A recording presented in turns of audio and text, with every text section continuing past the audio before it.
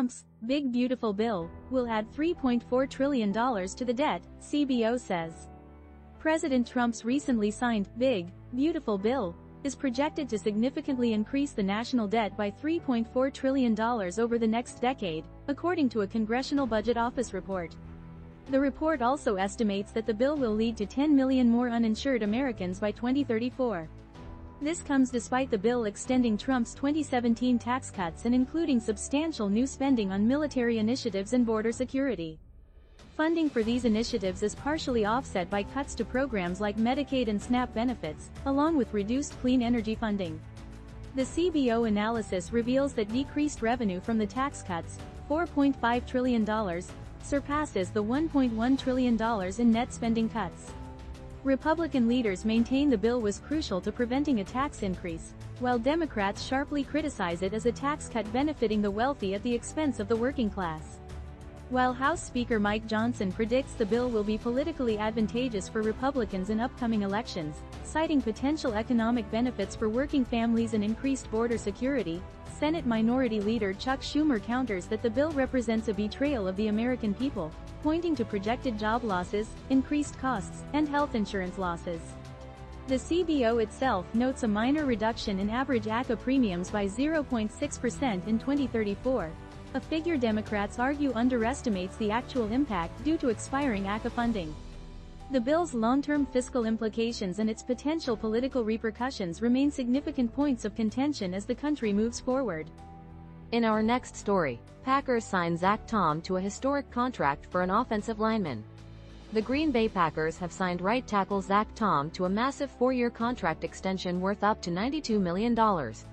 This includes a record-breaking $30.2 million signing bonus, the largest ever for an offensive lineman.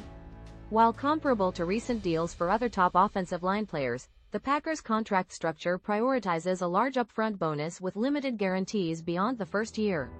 This strategy contrasts with deals like Kansas City Chiefs guard Trey Smith's $94 million contract, which featured significantly higher guaranteed money.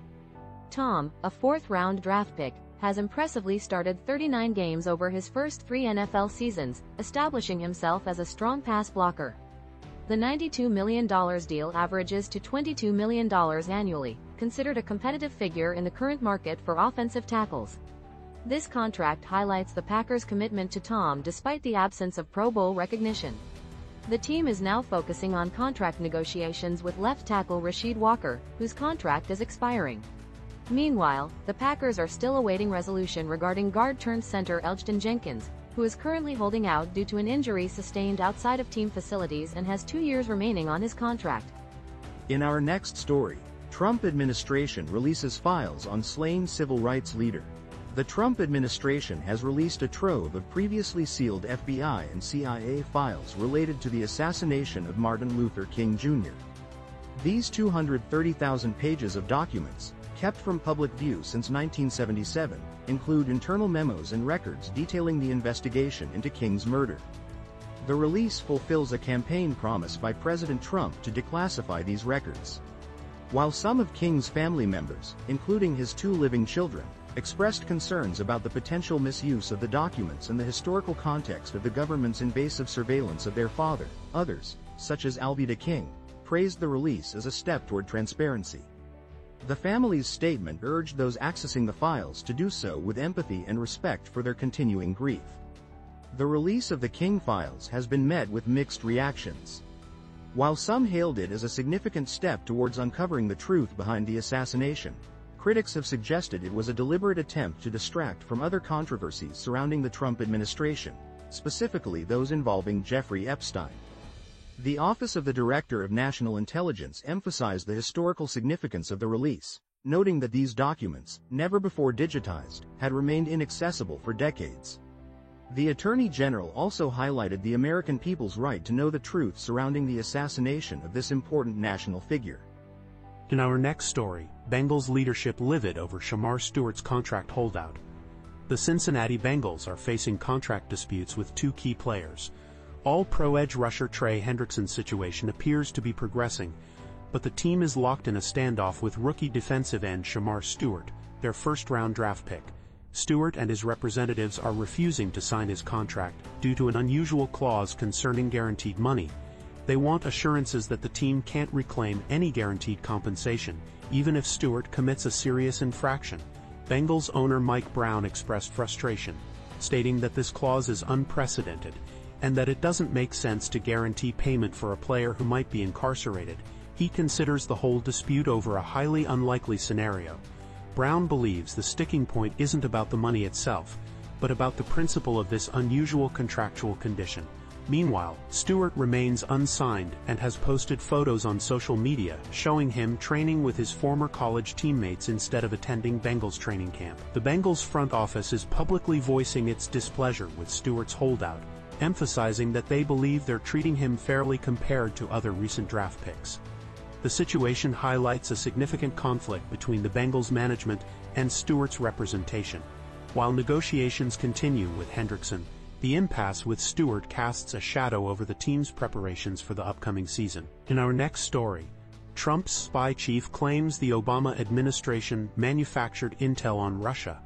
The Office of the Director of National Intelligence, ODNI, under Director Tulsi Gabbard, has released documents claiming the Obama administration manufactured and politicized intelligence regarding Russian interference in the 2016 election.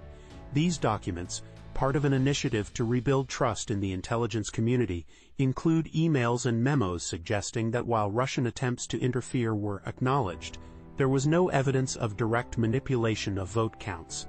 Gabbard argues this contradicts the 2017 assessment that Russia attempted to influence the election.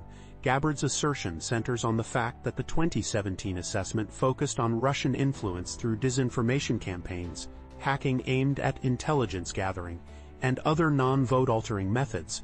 The Obama administration's conclusions, according to Gabbard, downplayed the lack of evidence for direct vote manipulation to politically target Trump. This release follows a similar report from CIA Director John Ratcliffe, who also alleged manipulation of intelligence.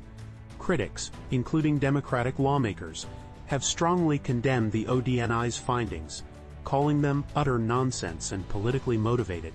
They argue the new reports contradict previous reviews and are intended to amplify President Trump's election conspiracy theories. These criticisms highlight the deep partisan divide surrounding the issue of Russian interference in the 2016 election. The conflicting reports and interpretations underscore the ongoing debate about the extent and nature of Russian interference and the political motivations behind different analyses of intelligence gathered at the time. The release of these documents is likely to further fuel the already heated political discourse surrounding the 2016